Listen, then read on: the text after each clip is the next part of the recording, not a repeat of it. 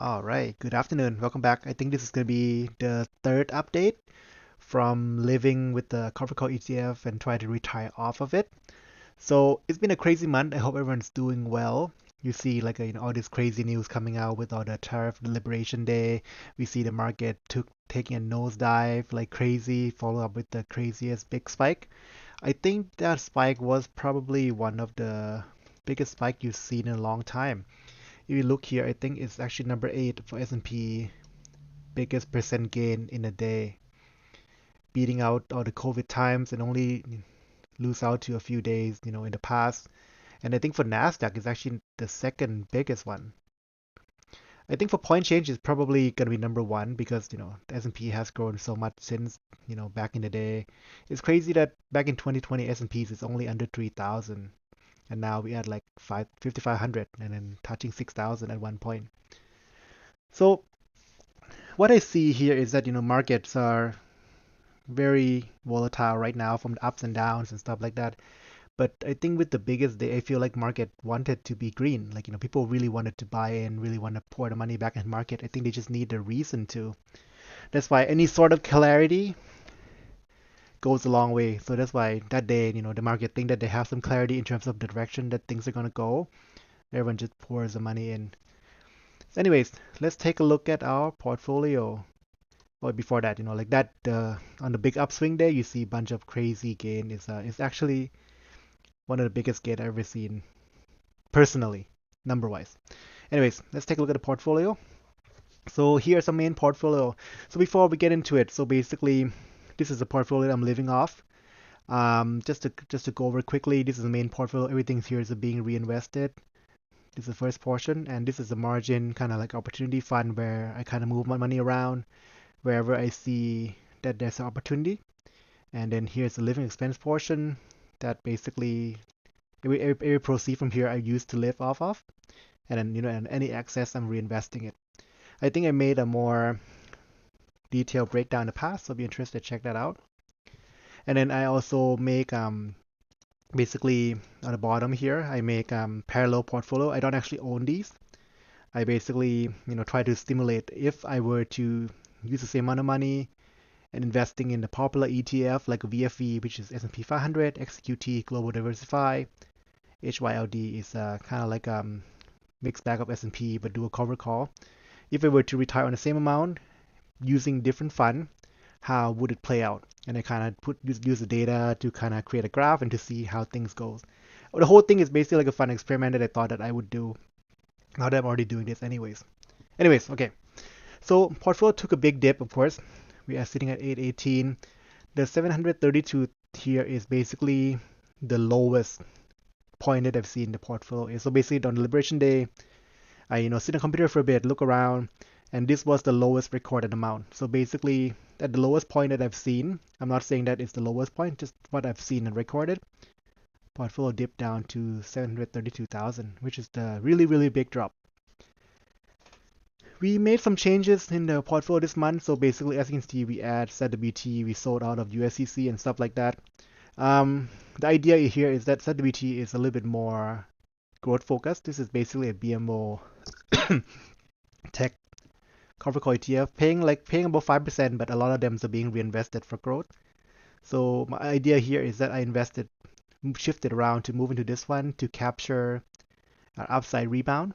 Of course, we didn't time it perfectly, so I bought on a dip, but of course the dip keep dipping. But I think in the long run would be okay for this one.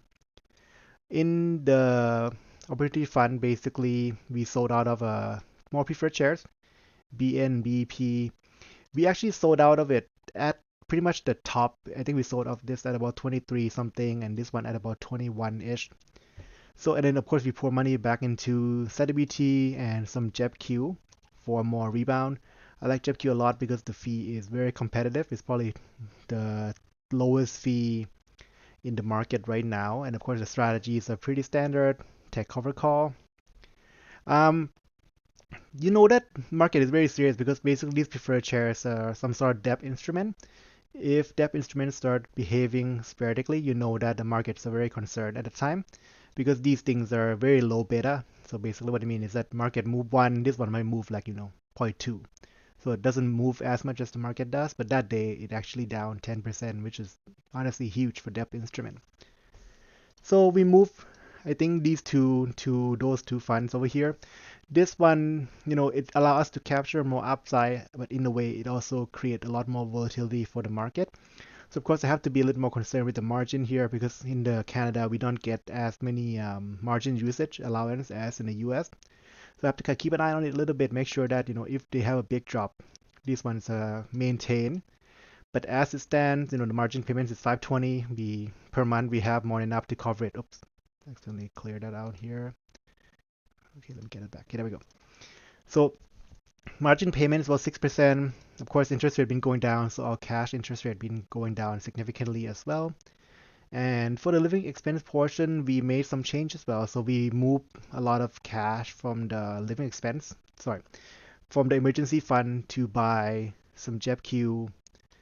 I know that the emergency fund is supposed to be for emergency, but like I mentioned in the last video, we recently moved back to Canada, and then we are able to control our expense a lot more diligently because we can cook more, we have a lot more leeway in terms of what we can spend on, and also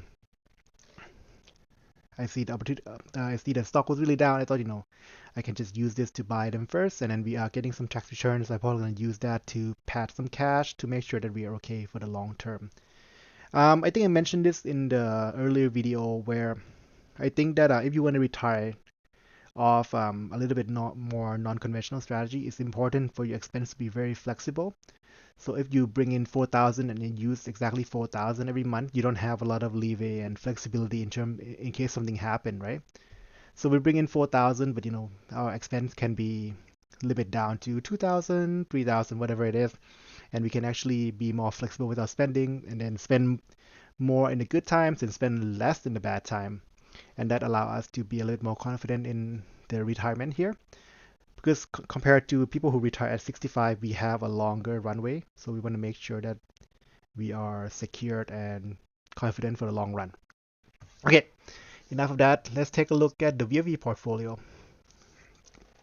So like I mentioned, this is actually a parallel portfolio. Last month, this is share purchase, same, so basically I made some purchase from the cash in the main portfolio, and I do the same with other portfolio as well, and I'm going to record it on a comment over here. VFV S&P 500 took a big hit as well. The low it dropped was 1053, so it also dipped like crazy.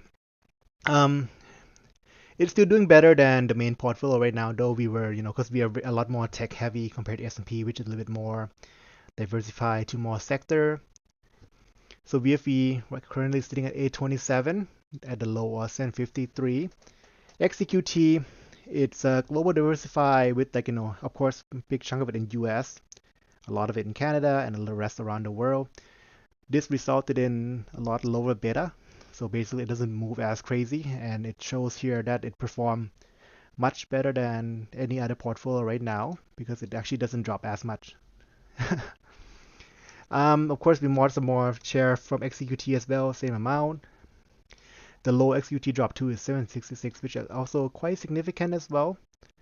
Okay, and the next one is HYLD. HYLD actually took the biggest beating because it has a 25% margin, so margin help you increase the upside, but in a way also help you increase the downside. So HYLD actually come down to 707 at the lowest recorded and currently sitting at 806.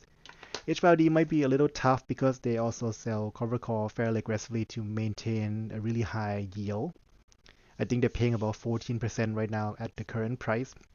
So cover call is not free money, right? So basically you give away upside for a premium. So by capping the upside, you also have a little harder time rebounding.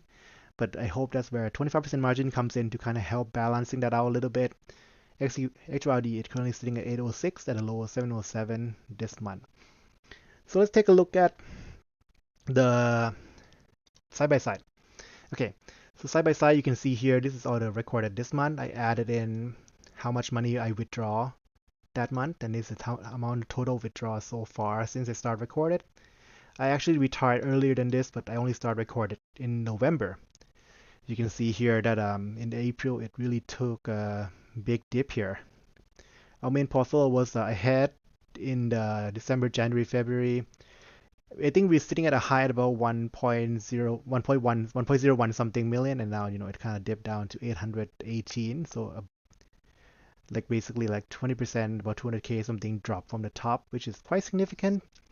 But like I mentioned, like in these situation, it's really good to be as flexible as you can with your spending. XQT was kind of middle of the pack, but now they are leading ahead because it doesn't drop as much as the rest. HYLD unfortunately has been underperforming the rest, but I can see that they pay a lot. So depending on your lifestyle, depending on what you're looking for in fun, HYLD could be a good option for you. For me, I'm really interested in looking at finance, looking at new funds, and try to allocate my money. But I can understand that not everyone has this kind of passion and time to be doing this all the time. So hands off, XQT, S&P might be good for them, or HYLD if you're retiring could be good for them as well. So yeah, so that's update for all the portfolio. Life update wise, I'm struggling with allergies, so you can see that I'm breathing quite heavily because the spring allergies is here. And every year I'm getting hit pretty hard. This year I feel like I'm getting hit a little bit less, maybe because I was in Thailand for 6 months and the diet is different. I'm not too sure. But it makes it a little hard to breathe sometimes, and my eyes are. I feel like I really want to rub my eyes, but I'm trying not to. And also, um, some of the family members are going through some health issues, so I'm glad that I have the time and resources to be spending more time with them and be there when they need to accompany them to appointments and stuff like that. And like I mentioned in the last video, it really made you think about, you can't take anything for granted. You can't take your time for granted. You can't take your health for granted. You really want to have a nice balance because as I stand, I could work another 10, 15 years and have like, maybe 4 or 5 million and retire spending 200k a year.